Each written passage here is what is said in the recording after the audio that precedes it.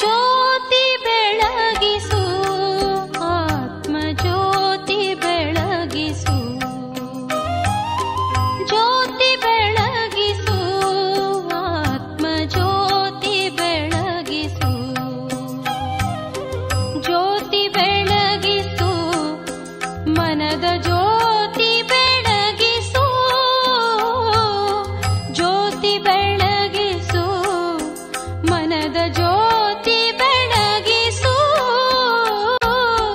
ಜ್ಯೋತಿ ಬೆಳಗಿಸು ಆತ್ಮ ಜ್ಯೋತಿ ಬೆಳಗಿಸು.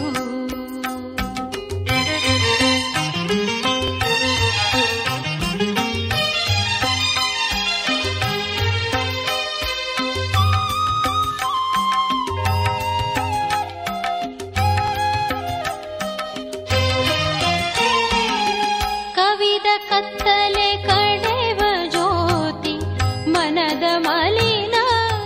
ಓಂ ಶಾಂತಿ. ಜ್ಞಾನಜ್ಯೋತಿ ಕಾರ್ಯಕ್ರಮಕ್ಕೆ ತಮ್ಮೆಲ್ಲರಿಗೂ ಮತ್ತೊಮ್ಮೆ ಸ್ವಾಗತ.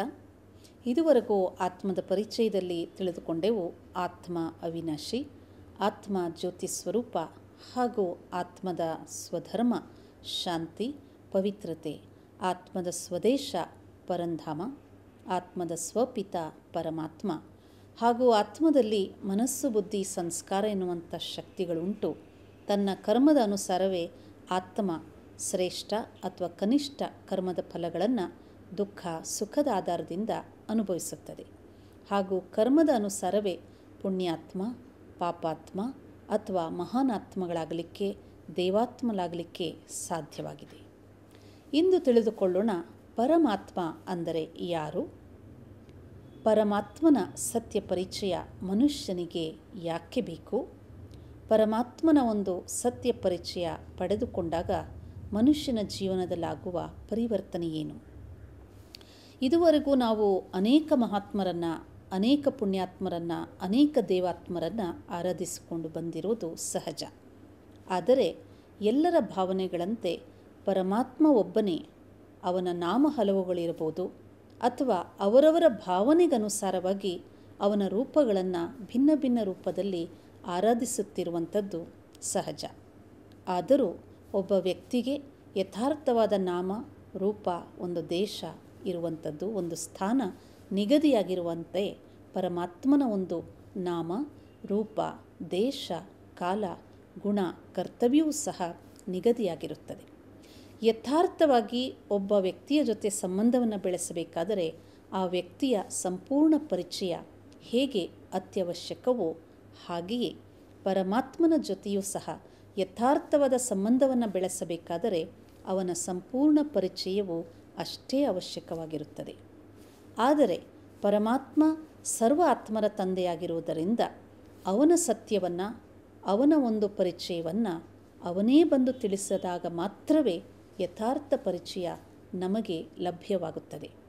ಅಲ್ಲಿಯವರೆಗೂ ಪರಮಾತ್ಮನ ಸತ್ಯ ದರ್ಶನಕ್ಕಾಗಿ, ಸತ್ಯ ಪರಿಚಯಕ್ಕಾಗಿ ನಾವೆಲ್ಲರೂ ಸಹ ಕಲ್ಲಲ್ಲಿ, ಮುಳ್ಳಲ್ಲಿ, ಮನುಷ್ಯರಲ್ಲಿ, ದೇವಾತ್ಮರಲ್ಲಿ, ಬೆಟ್ಟದ ಮೇಲೆ ಅನೇಕ ತೀರ್ಥಯಾತ್ರೆಗಳನ್ನು ಮಾಡುತ್ತಾ ಅನೇಕ ವಿಧಿವಿಧಾನಗಳಿಂದ ಪೂಜೆ, ಆರಾಧನೆ, ಈ ಎಲ್ಲ ಒಂದು ವಿಧಾನಗಳಿಂದ ಅವನನ್ನು ತಿಳಿಯಲಿಕ್ಕೆ, ಅವನನ್ನು ಪಡೆಯಲಿಕ್ಕೆ ನಾವೆಲ್ಲರೂ ಸಹ ಮಾಡುತ್ತಾ ಬಂದೆವು.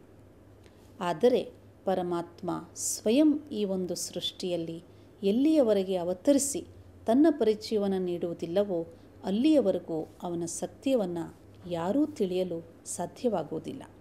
ಆದ್ದರಿಂದಲೇ ಅನೇಕರು ಅವನ ಸತ್ಯ ಪರಿಚಯವನ್ನು ನೇತಿ ನೇತಿ ಅಂದರೆ ನಮಗೆ ತಿಳಿದಿಲ್ಲ ಎನ್ನುವಂಥ ಶಬ್ದದಿಂದಲೂ ಸಹ ಹೇಳುತ್ತಾ ಬಂದರು. ಈಗ ಪರಮಾತ್ಮನೇ ತನ್ನ ದಿವ್ಯ ಪರಿಚಯವನ್ನು ತಿಳಿಸಿದಂತೆ ಅವನ ದಿವ್ಯ ಪರಿಚಯವನ್ನು ಮುಖ್ಯವಾಗಿ 6 ಮಾತುಗಳಲ್ಲಿ ತಿಳಿದುಕೊಳ್ಳೋಣ. ಮೊಟ್ಟ ಮೊದಲನೇದಾಗಿ ಪರಮಾತ್ಮನ ದಿವ್ಯ ರೂಪ. ಹೇಗೆ ಆತ್ಮಜ್ಯೋತಿ ಸ್ವರೂಪವಾಗಿದೆ ಹಾಗೆಯೇ ಪರಮಾತ್ಮನೂ ಸಹ ಪರಂಜ್ಯೋತಿ ಸ್ವರೂಪರಾಗಿದ್ದಾರೆ. ಯಾರಿಗೆ ಸ್ಥೂಲವಾದಂತಹ ದೇಹ, ಪ್ರಕೃತಿದತ್ತವಾಗಿ ನಿರ್ಮಾಣವಾಗಿರುವಂತಹ ದೈಹಿಕ ರೂಪ ಇಲ್ಲ. ಆದ್ದರಿಂದಲೇ ಪರಮಾತ್ಮನನ್ನು ಜ್ಯೋತಿ ರೂಪ ಎಂದು ಹೇಳಲಾಗುತ್ತದೆ. ಯಾವುದೇ ವ್ಯಕ್ತಿ ಅವನು ಸಾಧಾರಣ ಆತ್ಮ ಆಗಿರ್ಬೋದು, ಮಹಾನ್ ಆತ್ಮ ಆಗಿರ್ಬೋದು, ದೇವಾತ್ಮನಾಗಿರ್ಬೋದು, ಅವರಿಗೆ ತಮ್ಮದೇ ಆದ ಒಂದು ಪ್ರಕೃತಿಯ ರೂಪ ಇರುತ್ತದೆ. ಕೇವಲ ಪರಮ ಆತ್ಮ ಯಾರಿಗೆ ತನ್ನದೇ ಆದಂತಹ ದೇಹದ ರೂಪವಿಲ್ಲ, ಆದ್ದರಿಂದಲೇ ಅವನಿಗೆ ನಿರಾಕಾರನೆಂದು, ಜ್ಯೋತಿ ಸ್ವರೂಪನೆಂದು ಆರಾಧಿಸುವುದುಂಟು. ಪರಮಾತ್ಮ ನಿರಾಕಾರನಾದ್ದರಿಂದಲೇ ಸರ್ವಧರ್ಮದ ಆತ್ಮಗಳೂ ಸಹ ಪರಮಾತ್ಮನನ್ನು ನಿರಾಕಾರ ರೂಪದಲ್ಲೇ ಆರಾಧಿಸಿಕೊಂಡು ಬಂದಿದ್ದಾರೆ. ಉದಾಹರಣೆಗೆ ಭಾರತದಲ್ಲಿ ಅನೇಕಾನೇಕ ಶಿವನ ದೇವಾಲಯಗಳುಂಟು, ಎಲ್ಲಿ ಪರಮಾತ್ಮನ ರೂಪವನ್ನು ಕೇವಲ ಒಂದು ಗುಂಡಾಕಾರದ ಲಿಂಗದ ರೂಪದಲ್ಲಿ ಆರಾಧಿಸುತ್ತಾರೆ. ಯಾರಿಗೆ ಜ್ಯೋತಿರ್ಲಿಂಗಮೆಂದು, ಸದಾಶಿವನೆಂದು ಆರಾಧಿಸುತ್ತಾರೆ. ಪರಮಾತ್ಮ ಜ್ಯೋತಿ ಸ್ವರೂಪನಾಗಿದ್ದಾನೆ, ಸ್ತ್ರೀ ಅಥವಾ ಪುರುಷ ಲಿಂಗದಿಂದ ಭಿನ್ನವಾಗಿದ್ದಾನೆ. ಆದ್ದರಿಂದಲೇ ಅವನಿಗೆ ಕೇವಲ ರೂಪವನ್ನು ನಿರಾಕಾರವಾಗಿ ತೋರಿಸಲಾಗಿದೆ. ಹೀಗೆ ಕ್ರೈಸ್ತರು ಸಹ ಪರಮಾತ್ಮನನ್ನು ಜ್ಯೋತಿ ಸ್ವರೂಪ, ಗಾಡ್ ಈಸ್ ಲೈಟ್ ಎಂದು ಆರಾಧಿಸುತ್ತಾರೆ. ಸಿಖ್ ಧರ್ಮದಲ್ಲಿ ಗುರುನಾನಕರು ತಿಳಿಸಿದಂತೆ ಏಕ್ ಓಂಕಾರ ನಿರ್ ಆಕಾರ ಎಂದು ಹೇಳಲಾಗಿದೆ. ಪರಮಾತ್ಮ ಒಬ್ಬನೇ ಇದ್ದಾನೆ, ಅವನು ನಿರಾಕಾರನಾಗಿದ್ದಾನೆ.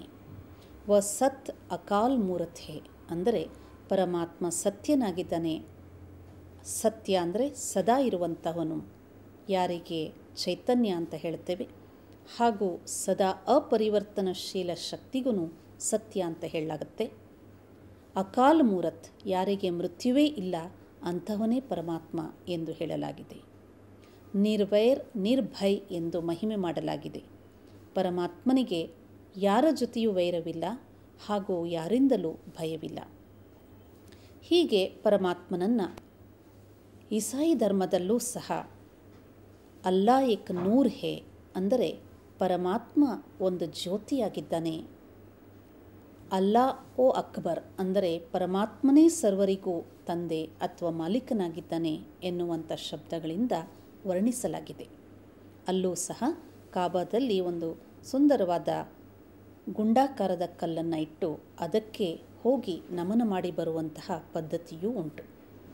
ಹೀಗೆ ಬುದ್ಧಿಸ್ಟ್ ಧರ್ಮದಲ್ಲೂ ಸಹ ಬೌದ್ಧರು ಒಂದು ಸ್ಟ್ಯಾಂಡಿನ ಮೇಲೆ ಕೆಂಪು ಗುಂಡಾಕಾರದ ಕಲ್ಲನ್ನು ಇಟ್ಟು ದೃಷ್ಟಿಯೋಗ ಅಂದರೆ ಆ ಕಲ್ಲನ್ನು ನೋಡುತ್ತಾ ಮನಸ್ಸನ್ನು, ಅವರ ದೃಷ್ಟಿಯನ್ನು ಏಕಾಗ್ರ ಮಾಡುತ್ತಾ ಅದಕ್ಕೆ ಚಿಂಕನ್ ಸೇಕಿ ಅಂದರೆ ಶಾಂತಿದಾತ ಎಂದು ಬೋಧಿಸುತ್ತಾರೆ.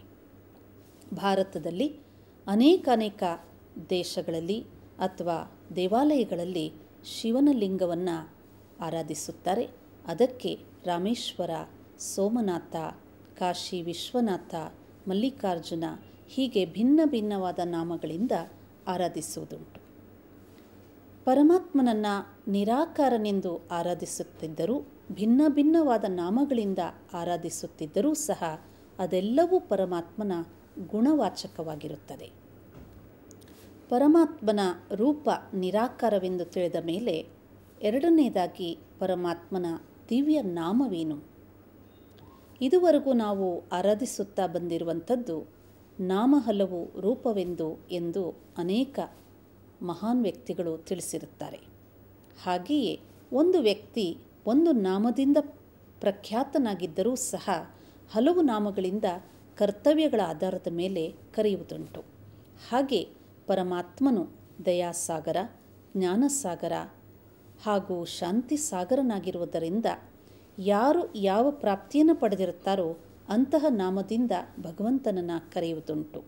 ಉದಾಹರಣೆಗೆ ಸೋಮೇಶ್ವರ ಅಂದರೆ ಪರಮಾತ್ಮ ಜ್ಞಾನಸಾಗರ, ಜ್ಞಾನದ ಸೋಮರಸವನ್ನು ನೀಡುವವನಾಗಿದ್ದಾನೆ ಎಂಬ ಸ್ಮೃತಿಯಿಂದ ಅವನಿಗೆ ಸೋಮೇಶ್ವರನೆಂದು ಕರೆಯುವುದುಂಟು.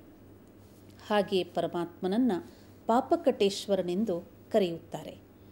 ಸರ್ವ ಆತ್ಮಗಳ ಪಾಪವನ್ನು ಮುಕ್ತ ಮಾಡುವಂಥದ್ದಾಗಲಿ, ಪಾಪಗಳ ಬಂಧನಗಳಿಂದ ಮುಕ್ತ ಮಾಡುವಂಥ ಶಕ್ತಿ ಒಬ್ಬನಿಗೇ ಇರುವುದರಿಂದ ಅವನಿಗೆ ಪಾಪಕಟೇಶ್ವರನೆಂದು ಹೇಳುತ್ತಾರೆ.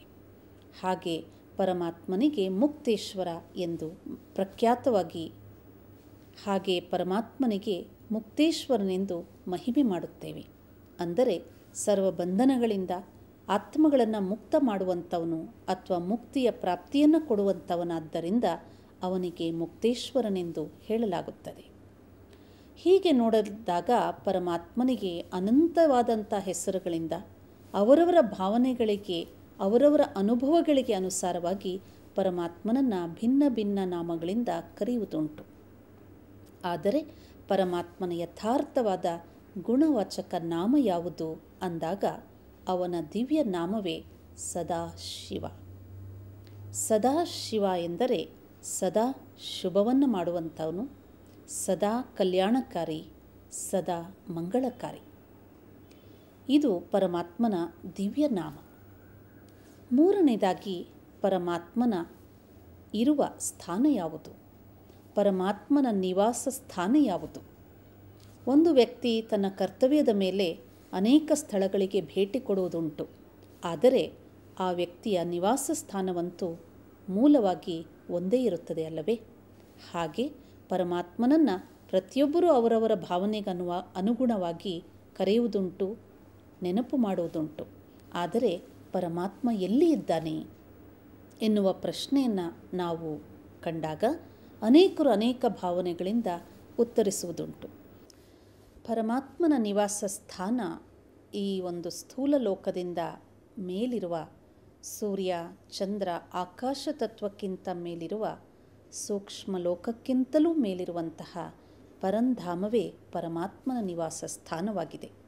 ಆದ್ದರಿಂದಲೇ ನಾವೆಲ್ಲರೂ ಸಹ ಭಗವಂತನನ್ನು ಓ ಗಾಡ್ ಎಂತಲೂ, ಭಗವಂತ ಅಂದಲೂ, ದೇವರೇ ಎಂದಲೂ ಯಾವ ಶಬ್ದದಿಂದ ನಾವು ಅವರನ್ನು ನೆನಪು ಮಾಡಿದಾಗಲೂ ನಮ್ಮ ದೃಷ್ಟಿ ಮೇಲ್ಕಡೆ ಹೋಗುತ್ತದೆ, ಆಕಾಶದತ್ತ ಹೋಗುತ್ತದೆ. ಏಕೆಂದರೆ ಭಗವಂತ ಇರುವಂತಹ ಸ್ಥಾನ, ಅವನ ಮೂಲ ನಿವಾಸ ಸ್ಥಾನವೇ ಪರಂಧಾಮ ಆಗಿದೆ. ಆದ್ದರಿಂದಲೇ ಪರಂಧಾಮ ನಿವಾಸಿಯಂತೂ ಅವನನ್ನು ಸಂಬೋಧಿಸಲಾಗುತ್ತದೆ.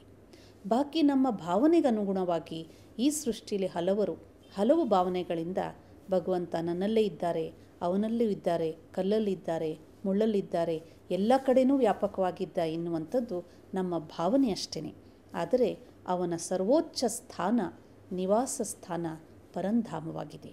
ಆದ್ದರಿಂದ ಅವನನ್ನು ಸ್ಮೃತಿ ಮಾಡಲು, ಅವನೊಡನೆ ನಮ್ಮ ಮನಸ್ಸು ಬುದ್ಧಿಯನ್ನು ಏಕಾಗ್ರ ಮಾಡಬೇಕಾದಾಗ ನಮ್ಮ ಮನಸ್ಸನ್ನು ಪರಂಧಾಮದ ಕಡೆಗೆ ಕರೆದೊಯ್ಯಬೇಕಾಗುತ್ತದೆ. ಹಾಗಾಗಿ ದುಃಖ ಬಂದಾಗ ಮನುಷ್ಯರು ಹೇ ಭಗವಂತ, ನೀನು ಯಾವಾಗ ಈ ಸೃಷ್ಟಿಗೆ ಬರುತ್ತೀಯಾ ಎಂದು ಕರೆಯುತ್ತೇವೆ. ಅಷ್ಟೇ ಅಲ್ಲ, ಪತಿತ ಪಾವನ ಸೀತಾರಾಮ್, ನೀನು ಯಾವಾಗ ಈ ಸೃಷ್ಟಿಗೆ ಬಂದು ನಮ್ಮನ್ನು ಪಾವನ ಮಾಡುತ್ತೀಯಾ ಎಂದೂ ಸಹ ಕರೆಯುತ್ತೇವೆ. ದುಃಖದಲ್ಲಿ ಭಗವಂತನನ್ನು ಹುಡುಕಾಡುವುದು ಅಥವಾ ಕೂಗುವುದು ಇದೂ ಸಹ ಒಂದು ಚಿಹ್ನೆಯಾಗಿದೆ. ಅವನು ಈ ಸ್ಥೂಲ ಜಗತ್ತಲ್ಲಿ ವ್ಯಾಪಕನಲ್ಲ, ಆದರೆ ಈ ಸೃಷ್ಟಿಯಿಂದ ಮೇಲಿರುವಂತಹ ಪರಂಧಾಮ ನಿವಾಸಿಯಾಗಿದ್ದಾನೆ. ಅವನನ್ನು ಕುರಿತು ನಾವು ಪದೇ ಪದೇ ಈ ಸೃಷ್ಟಿಯಲ್ಲಿ ಆಗಮಿಸಿ ಬಂದು ನಮಗೆ ಸುಖ ಶಾಂತಿಯನ್ನು ನೀಡು ಎಂದು ಸಹ ನಾವು ಕರೆಯುವುದುಂಟು. ಬನ್ನಿ, ಈಗ ಪರಮಾತ್ಮನ ಸತ್ಯ ಪರಿಚಯದಲ್ಲಿ ಮುಖ್ಯವಾಗಿ ಪರಮಾತ್ಮನ ದಿವ್ಯ ರೂಪವಾದ, ಸತ್ಯರೂಪವಾದ, ಜ್ಯೋತಿ ಸ್ವರೂಪದ ಸ್ಮೃತಿಯಲ್ಲಿ ಕುಳಿತುಕೊಳ್ಳೋಣ. ಅವನ ದಿವ್ಯ ನಾಮ ಸದಾಶಿವ, ಪ್ರೀತಿಯಿಂದ ಶಿವಬಾಬಾ ಎಂದು ಕರೆಯುತ್ತೇವೆ. ಅವನ ದಿವ್ಯ ಧಾಮ ಪರಂಧಾಮವಾಗಿದೆ.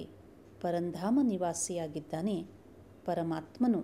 ಶಾಂತಿ ಸಾಗರ, ಪ್ರೇಮ ಸಾಗರ, ಜ್ಞಾನ ಸಾಗರ, ಪವಿತ್ರತಾ ಸಾಗರ, ದಯಾಸಾಗರ, ಸರ್ವಶಕ್ತಿವಂತಾಗಿದ್ದಾನೆ.